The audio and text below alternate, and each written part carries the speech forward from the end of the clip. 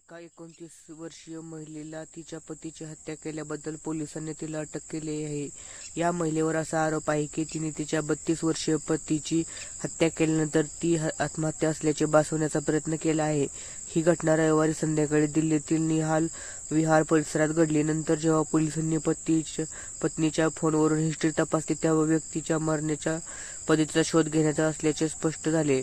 फरजाना खान नावाच्या महिलेने चौकशी दरम्यान कबूल केले की तिने तिच्या पती मोहम्मद शाहिद उर्फ इरफान याची हत्या केली आहे, कारण ती त्या नात्यात खुश नव्हती. फरजानने चौकशी वेळी पोलिसांना असेही सांगितले की शाहिद तिला शारीरिक सुख देऊ शकत नव्हता. याशिवाय तो कर्जबाजारी होता आणि ऑनलाईन जुगार खेळायचा. फरजाने असेही उघड केले की तिच्या चुलत भावासोबत प्रेमसंबंध होते.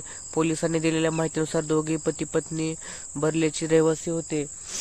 रविवारी संध्याकाळी संजय गांधी रुग्णालयातून पोलिसांनी फोन आला आणि एक व्यक्ती मृत अवस्थेत आणण्यात आली आहे असे सांगितले. शहीदचा मृतदेह घेऊन रुग्णालयात पोहोचलेल्या त्याच्या भावाने पोलिसांना सांगितले की शहीदने कर्जामुळे आत्महत्या केली आहे, पण त्याच्या शरीरावर 3 जखमा पाहून पोलिसांना संशय आला. पोलीस अधिकाऱ्यांनी सांगितले की जुगाराशी संबंधित कर्जामुळे तो दाखवले होता. त्याने स्वतःवर चाकूने वार केले, पण सोमवारी पोस्टमॉर्टम रिपोर्टमध्ये ही हत्या असल्याचे उघड झाले.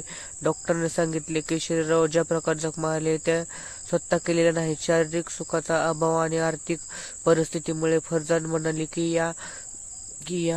लग्नामुळे खुश नव्हते. शारीरिक सुखाचा अभाव आणि आर्थिक परिस्थितीमुळे दोन्हीमुळे ती पतीसोबत सख्खी नव्हती. तिने असेही सांगितले की तिच्या पतीच्या बरेली येथे राहणाऱ्या चुलत भावासोबत प्रेमसंबंध होते. मंगळवारी फरजानला अटक करण्यात आली आहे.